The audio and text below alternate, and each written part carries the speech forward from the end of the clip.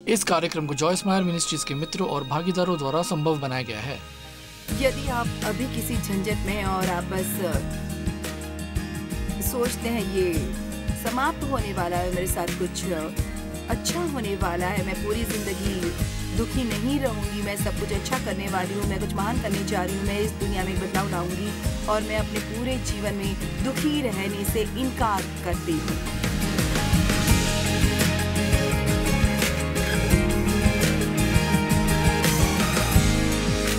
मैं आपसे 7 डर जिनसे हमें बचना है के बारे में बात करूंगी। हाँ, स्काई डाइविंग। हाँ, और मैं सोचती हूँ कि मैं कितनों के जहन में पहुंच पाऊंगी। देखते हैं कि हम कितना समझ पाते हैं अस्वीकृति का डर, क्योंकि मुझे एक बच्चे के रूप में अस्वीकार कर दिया गया था। मेरा मतलब है कि मेरे पिता मेरे साथ जो कर रहे थे उसके कारण मैं थोड़ी अलग व्यक्तित्व की थी और मेरा कोई दोस्त नहीं हो सका। मेरे पिताजी नहीं चाहते थे कि मेरा कोई दोस्त हो और इसलिए मुझे स्कूल में हमेशा ये बहाना बनाना पड़ता था कि मैं क्यों नहीं कर सकी और मैं क्यों वो नहीं कर सकी, मैं कुछ और क्यों नहीं कर सकी। और फिर जिस आदमी से मैंने सबसे पहले शादी की वो अन्य महिलाओं के साथ घूमता रहा और कई बार वो मुझे थोड़े समय के लिए छोड़ देता था। एक बार जब मैं 18 साल की थी, हम अल्बुकर्क न्यू मैक्सिको गए थे। उसने एक नौकरी ली थी जहाँ वो कारों को अन्य स्थानों पर ले जाता था और वे इसके लिए आपको भुगतान करते थे और फिर वो वहाँ एक प्रयुक्त कार लॉट पर काम करेगा। खैर, एक रात वो घर नहीं आया और उसने मुझे बिल्कुल अकेला छोड़ दिया। मैं 18 साल की थी, मुझे नहीं पता था कि उसके दिमाग में क्या था। उसने ऐसा ऑकलैंड कैलिफोर्निया में दोबारा किया और इसलिए मेरा मतलब है मैं जवान थी, मैं 18-19 साल की थी और आप जानते हैं वास्तव में ऐसा नहीं था। मैं अपने माता पिता को फ़ोन करके मदद नहीं मांगना चाहती थी क्योंकि मैं जानती थी कि मेरे पिता से मदद मांगना मुश्किल है और इसलिए मैं ऐसा नहीं करना चाहती थी। उस विवाह के अंत तक मेरा एक बार गर्भपात हुआ, लेकिन फिर मैं गर्भवती हो गई। मुझे एक बच्चा हुआ जिसका नाम मैंने डेविड रखा। मुझे ये बताने की कोशिश मत करना कि परमेश्वर के पास कोई योजना नहीं है। आमीन। तो निश्चित रूप से मैं डेव से तब मिली जब डेविड 1 साल का भी नहीं था और आपने शायद ये कहानी सुनी होगी, लेकिन फिर भी ये कहने लायक है। डेव मेरी माँ और पिताजी के घर के सामने अपनी कार में खड़ा हो गया जहाँ मैं छोटी सी शॉर्ट में अपनी माँ की कार धो रही थी और उसने कहा, हे, जब आप अपनी कार धो लेंगी तो मेरी कार धोना चाहेंगी? मैंने कहा, दोस्त, यदि तुम अपनी कार धोना चाहते तो इसे स्वयं ही धो लो। और उसने कहा, जो चीज उसके दिल को छू गई वो ये लड़की मेरे लिए बनी है। तो मैं आपको बस इतना बता सकती हूँ, या वो ये परमेश्वर की बात सुन रहा था या पागल हो चुका था। वो बहुत समय से एक पत्नी के लिए प्रार्थना कर रहा था। वो 26 वर्ष का था, दोबारा जन्मा, आत्मा से भरपूर। वो एक पत्नी के लिए प्रार्थना कर रहा था और उसने कहा, किसी ऐसे व्यक्ति को मेरी जिंदगी में लाओ जिसे मदद की जरूरत हो। मैं आपको आश्वस्त करती हूँ, उसे अपनी प्रार्थना का उत्तर मिल गया क्योंकि मुझे तभी मदद की जरूरत थी। मुझे नहीं लगता कि मेरे साथ कुछ भी गलत था, मुझे लगा कि बाकी सबों के साथ समस्या है। तो उसे मेरी सभी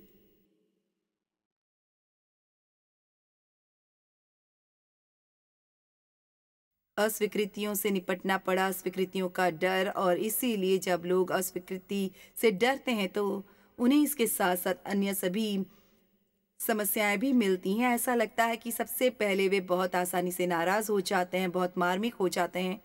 यदि आप केवल उनकी प्रशंसा नहीं करते हैं और हर समय उनके साथ काम नहीं करते हैं तो वे अस्वीकृत महसूस करते हैं, भले ही उन्हें वास्तव में अस्वीकार नहीं किया जा रहा हो। आप समझ रहे हैं मेरा तात्पर्य? अगर लोगों को पसंद नहीं है, हमारे पास चर्च में हुई साप्ताहिक बैठकों में एक लड़की आती थी जहां मैं वर्षों पहले जाया करती थी और किसी ने मुझसे कहा कि उसकी भावनाएं आहत हुई हैं क्योंकि मैंने बैठकों के बाद उससे कभी बात नहीं की। और मैंने परमेश्वर से कहा, मैं बैठकों के बाद उसे कभी नहीं देखती, इसलिए यदि आप चाहते हैं कि मैं उससे बात करूं तो मैं उसे मेरे पास आने दो। और परमेश्वर ने मेरे हृदय में बात किया और उन्होंने कहा,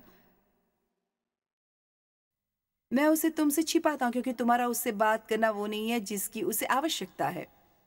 उसे मुझसे अपना मूल्य प्राप्त करने की आवश्यकता है, न कि तुम्हें उससे बात करने की। तो देखिए, जिन लोगों को अस्वीकृति का डर होता है, उन्हें वास्तव में ये पसंद आता है जब कोई व्यक्ति जो उन्हें महत्वपूर्ण लगता है, उन पर दबाव बनाया जाए। अब जब आपको अस्वीकृति का डर है, तो आप तुरंत लोगों को खुश करने वाले बन जाते हैं। मुझे नहीं लगता कि आज क्या कोई ऐसा है लोगों को खुश करने वाले व्यक्ति के लिए सबसे सशक्त शब्द नहीं है। नहीं, मेरा मानना है कि परमेश्वर मुझसे ऐसा नहीं करवाना चाहते। नहीं, मुझे खेद है, मुझे आपकी मदद करना अच्छा लगेगा, लेकिन मैं आज ऐसा नहीं कर सकता क्योंकि मुझे पहले ही काम है। कोई भी जो वास्तव में आपसे प्यार करता है या जो वास्तव में आपका मित्र है, वो आपको नियंत्रित करने का प्रयास नहीं करेगा।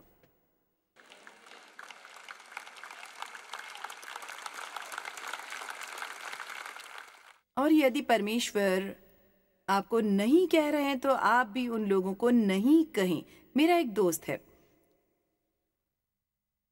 जो मियामी में एक चर्च में पादरी है, और वो उन लोगों में से एक है जो हमेशा मुझसे कोई ना कोई एहसान कराने के लिए कहता है, क्या आप मेरी किताब अग्रेषित करेंगी, क्या आप ये करेंगी, वो करेंगी, क्या आप कुछ करेंगी। और इसलिए मैंने उससे कहा, मेरा मतलब हम बहुत अच्छे दोस्त हैं, मैंने कहा, रिच, मेरी अपनी खुद की नौकरी है, मैं हमेशा ये सब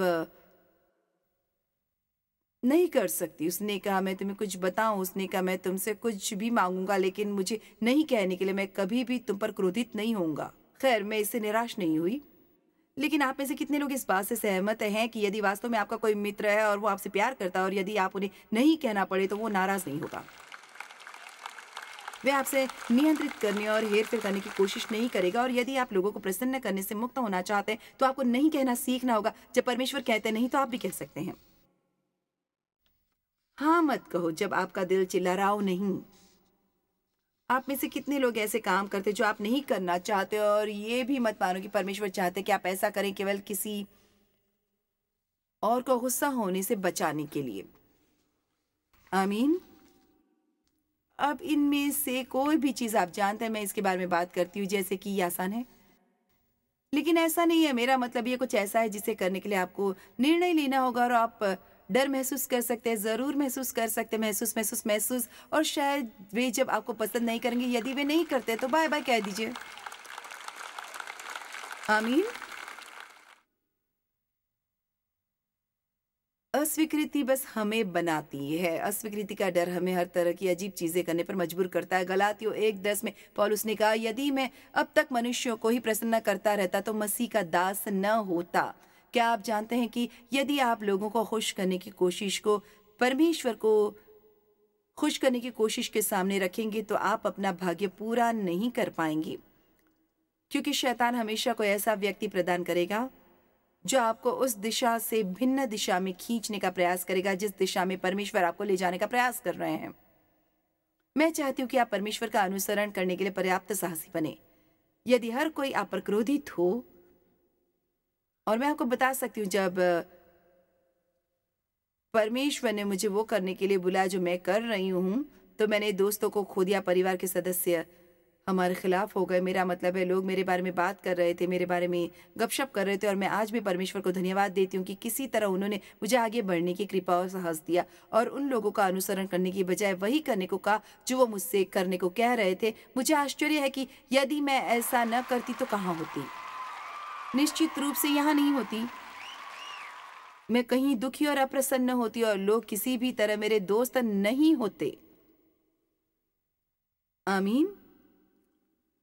मैंने देखा कि लोगों को खुश करने वाले व्यक्ति ने मेरी माँ के साथ क्या किया। मैंने देखा कि मनुष्य के भय ने उसके साथ क्या किया। मूलतः उसका कभी कोई जीवन नहीं था।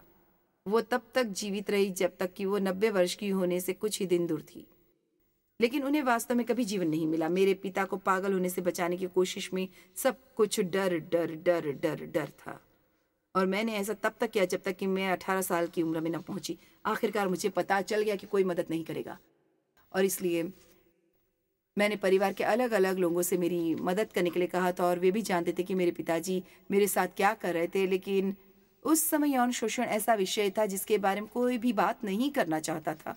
कोई भी इसके बारे में सोचता भी नहीं था, और विशेषकर तब जब ये किसी परिवार में हो रहा हो।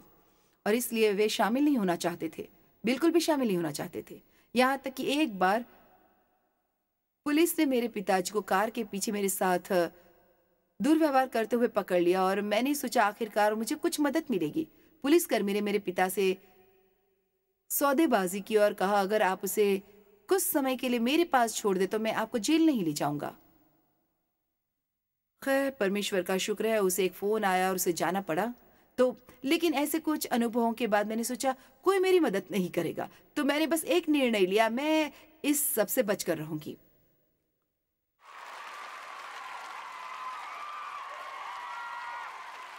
मैं इन बाधाओं से पार रहूंगी। और परमेश्वर ही जानते हैं कि मैंने ऐसा क्यों सोचा। ऐसा सोचने का स्वाभाविक कोई कारण नहीं है, लेकिन मैं रात में बिस्तर पर लेटती थी और सोचती थी एक दिन मैं कुछ महान जरूर करूंगी।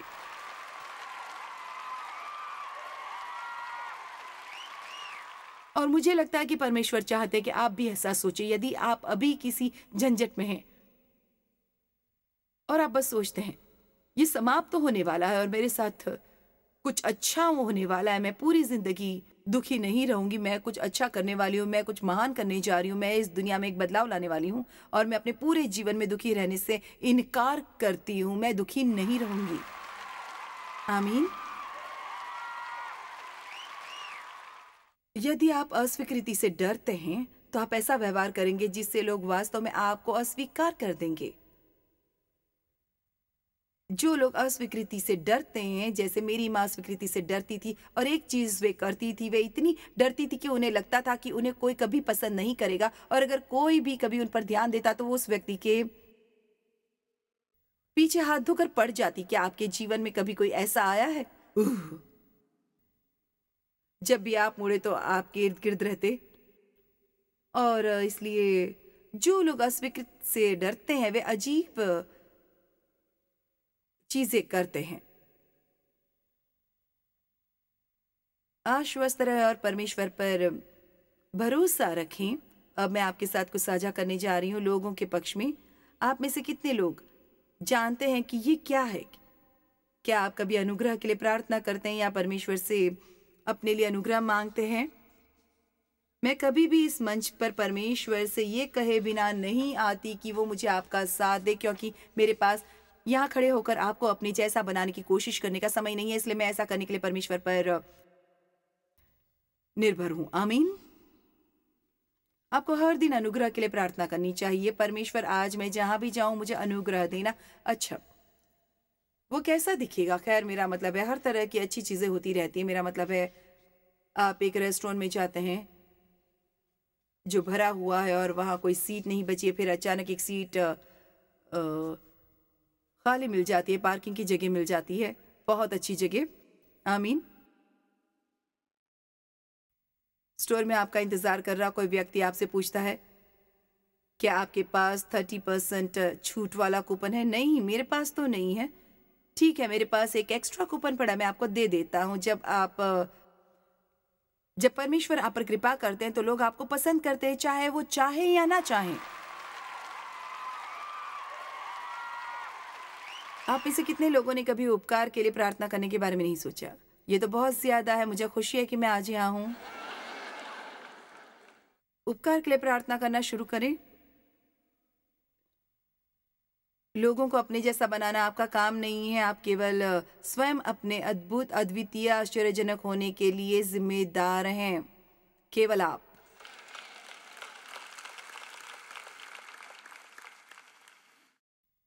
पौलुस को इस बात से कोई सरोकार नहीं था कि लोग क्या सोचते हैं। आप में से कितने लोग इतने स्वतंत्र रहना पसंद करेंगे कि आपको इसकी परवाह न हो कि लोग क्या सोचते हैं?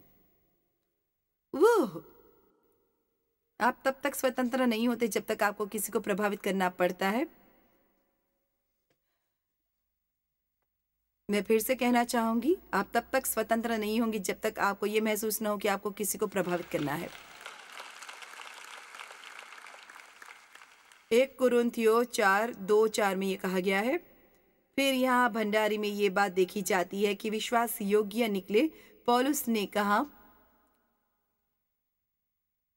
परंतु मेरी दृष्टि में ये बात बहुत छोटी है कि तुम या मनुष्यों का कोई न्याय मुझे परखे, वरन मैं आप ही अपने आप को नहीं परखता, क्योंकि मेरा मन मुझे किसी बात में दोषी नहीं ठहराता, परंतु इससे मैं निर्दोष नहीं ठहरता, क्योंकि मेरा परखने वाला प्रभु है। दूसरे शब्दों में पौलुस ने कहा, मुझे इसकी परवाह नहीं कि आप क्या सोचते हैं। मैं अपना सर्वश्रेष्ठ कर रहा हूं। और एक जगह पौलुस ने कहा, आगे को कोई मुझे दुख न दे, क्योंकि मैं यीशु के दागों को अपनी देह में लिए फिरता हूँ। और मैं आप जानते चिंतित रहती थी, ओ ये समूह मुझे पसंद नहीं करता और वो समूह मुझे पसंद नहीं करता। ठीक है, मैंने सुना है कि वे बातें कर रहे हैं, ठीक है, वे सोचते हैं कि आप ये हैं, आप वो हैं, आप वो सोचते हैं। और मुझे ऐसा लगता है मैं अंततः ये मुद्दे पर पहुंच गई, मुझे इनकी परवाह नहीं, मैंने परवाह नहीं की। आप जानते हैं क्यों? क्योंकि मैंने अपना एक नाम बनाया, मैंने इसे बनाया और मुझे परवाह नहीं है। मैं अपना जीवन ऐसे नहीं जीने वाली। निश्चित रूप से हम सभी चाहते हैं कि लोग हमें पसंद करें, लेकिन 10% लोग आपको पसंद नहीं करेंगे, और इसलिए आप भी स्वतंत्र हो सकते हैं, वास्तविक बने रहें। यदि आपके लिए अच्छा है, ये मिठाई की तरह है। सिर्फ अभ्यास के लिए, सिर्फ कोशिश कीजिए, किसी को नीचा दिखाने को नहीं, सिर्फ किसी की ओर मुड़िए, चाहे आप उन्हें जानते हो या नहीं, और कहें, मुझे इसकी परवाह नहीं है।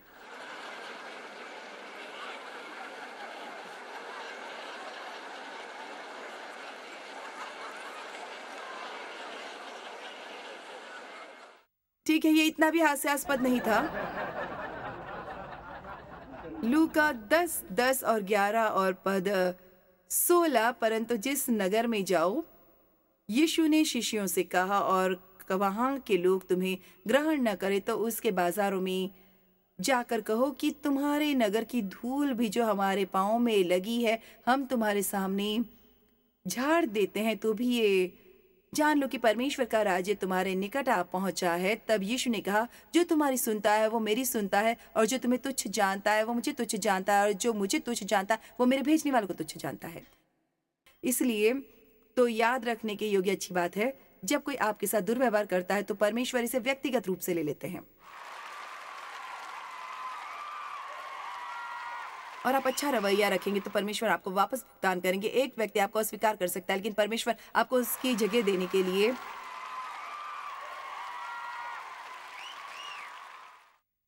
10 लोगों को भेजेगा। मुझे याद है जब मैं छोटी थी कि कोई मुझे पसंद नहीं करता था, मेरे साथ लंच पर जाने के लिए भी कोई नहीं था। मुझे यकीन है कि अब मुझे कोई परेशानी नहीं होगी, और मैं इसे स्मार्ट तरीके से नहीं कहती। वो सब कुछ उपकार का हर छोटा सा हिस्सा, हर छोटी चीज़ जो परमेश्वर मुझे करने देते हैं, ये उनके सम्मान और उनकी महिमा के लिए है। मैं इसकी हकदार हूँ, लेकिन मैं आपको ये सिखाने की कोशिश कर रही हूँ कि ये चुनौतीपूर्ण और कठिन है। मैं संभवतः इन 45 वर्षों में आंसुओं से भरे स्विमिंग पूल में रोई हूँ। और प्रिय परमेश्वर, शुरुआत में मैं इतनी बार हार मान लेना चाहती थी, ये दयनीय था। मैं अब वो सब पार कर चुकी हूँ, ये इतना भी आसान नहीं था, लेकिन अब मुझे ये सब बहुत पसंद है। परमेश्वर, देखिए, मैं जानती हूँ, और मेरा इरादा नकारात्मक बोलने का नहीं है, लेकिन मैं मूर्ख भी नहीं हूँ। मैं हमेशा के लिए तो जीवित नहीं रहूंगी, और इसलिए मुझे नहीं पता, मैं जून में 80 वर्ष की हो जाऊंगी, और इसलिए मैं अ, अब ये सोचना थोड़ा अजीब है कि एक साल में मैं 80 साल की हो जाऊंगी, पर मुझे ऐसा नहीं लगता कि मैं इतनी बूढ़ी हो गई हूँ। मैं बस आपको ये बताना चाहती हूँ, इससे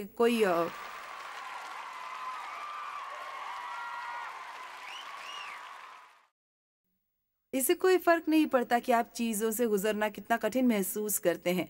कृपया आगे बढ़िए और इसके दूसरी तरफ आ जाइए।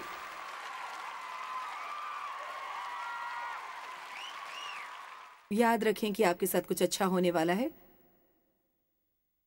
यहाँ इसी स्थिति के संबंध में एक और धर्म ग्रंथ है जहाँ यीशु ने कहा, जो कोई तुम्हें ग्रहण न करे उस नगर से निकलते हुए अपने पाँव की धूल झाड़ डालो। और आप में से कुछ लोगों को यही करने की जरूरत है, धूल झाड़ डालो। आपने सुना कोई आपके बारे में क्या बात करा, बस धूल झाड़ दो। जोर से कहो, हो सकता है कि तुम मुझे पसंद ना करो, लेकिन परमेश्वर मुझसे प्यार करते हैं। ठीक है, यीशु को पत्थर चट्टान कहा गया, पर वो हमारी चट्टान है।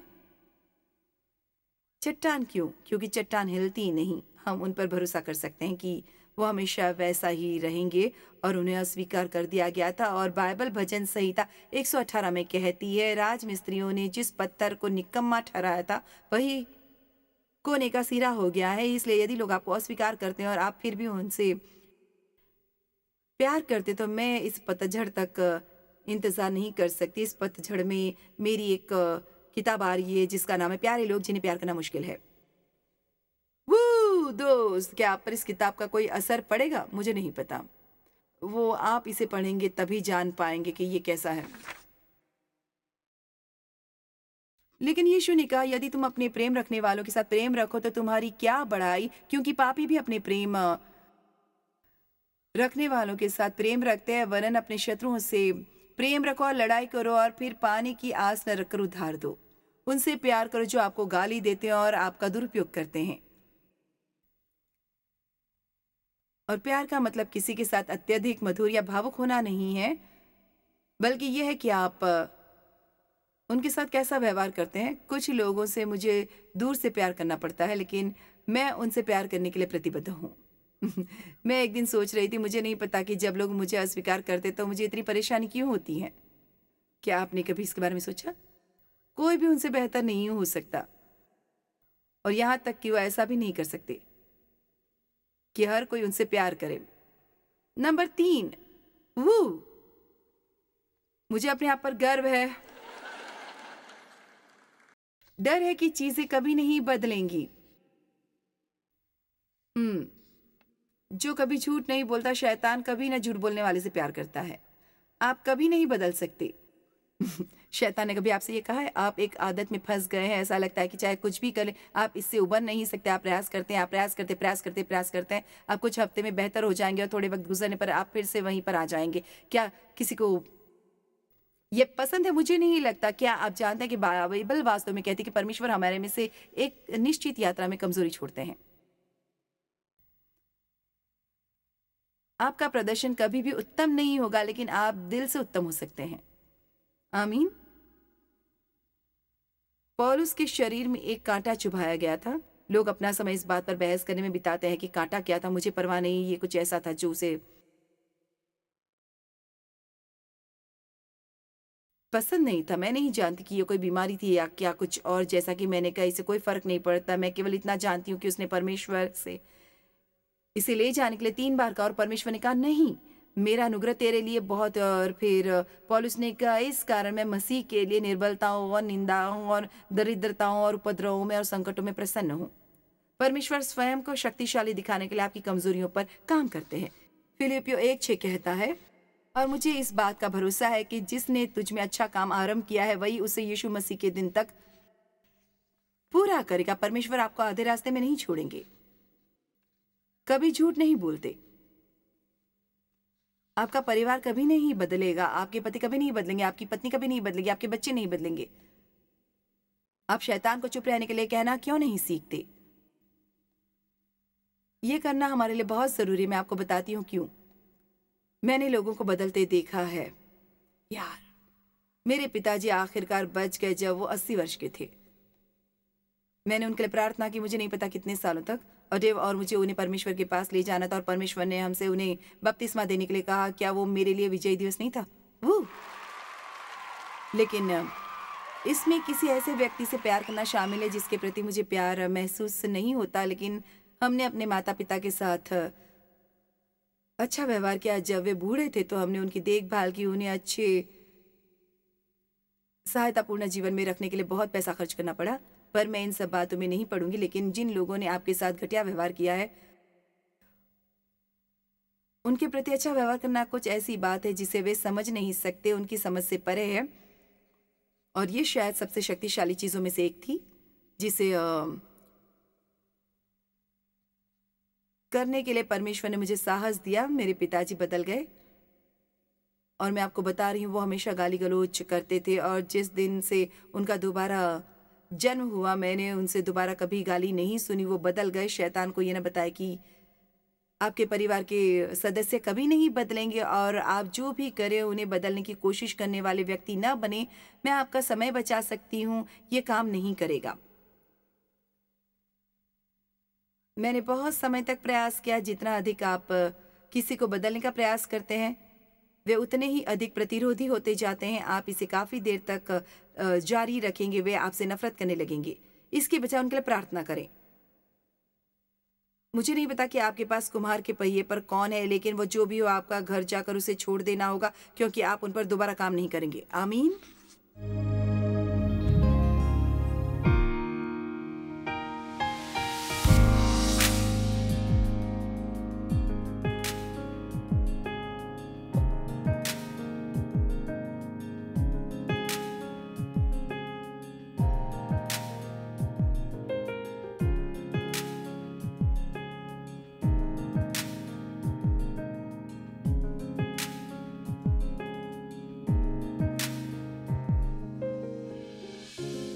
इस कार्यक्रम को जॉयस मायर मिनिस्ट्रीज के मित्रों और भागीदारों द्वारा संभव बनाया गया है।